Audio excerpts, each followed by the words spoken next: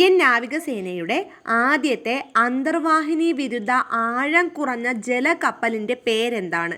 INS അർനാല. 16-ാം ധനകാര്യ കമ്മീഷനിലെ മുഴുവൻ സമയ അംഗമായി അജയ് നാരായണൻ ഝായ്ക്ക് പകരം ആരെയാണ് നിയമിച്ചത്? T. റാബി ശങ്കർ. 2025 ജൂണിൽ ഏകദിന അന്താരാഷ്ട്ര ക്രിക്കറ്റിൽ നിന്നും വിരമിക്കൽ പ്രഖ്യാപിച്ചത് ആരാണ്? ഗ്ലെൻ മാക്സ്വെല്ലാണ്. അപ്പോൾ അന്താരാഷ്ട്ര ക്രിക്കറ്റിൽ നിന്ന് 2025 ജൂണിൽ വിരമിക്കൽ പ്രഖ്യാപിച്ച വ്യക്തിയാണ് Glenn Maxwell. 2024 Vakkom Khader national foundation award ആർക്കാണ് ലഭിച്ചത്? MI സഹദുള്ള.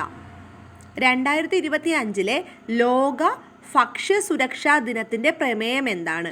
ഭക്ഷ്യസുരക്ഷ ശാസ്ത്രം പ്രവർത്തനത്തിൽ.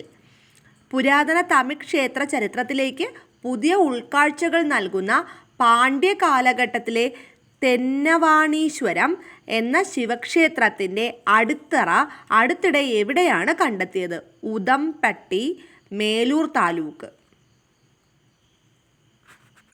തുഞ്ചത്ത് എഴുത്തച്ഛൻ മലയാള സർവകലാശാലയുടെ വൈസ് ചാൻസലറായി ആരെയാണ് നിയമിച്ചത്? CR പ്രസാദ്.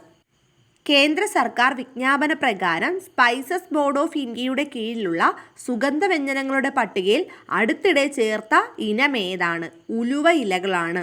പാൻ മേത്തി എന്നറിയപ്പെടുന്ന ഉലുവ ഇലകളാണ് ചേർക്കപ്പെട്ടത്.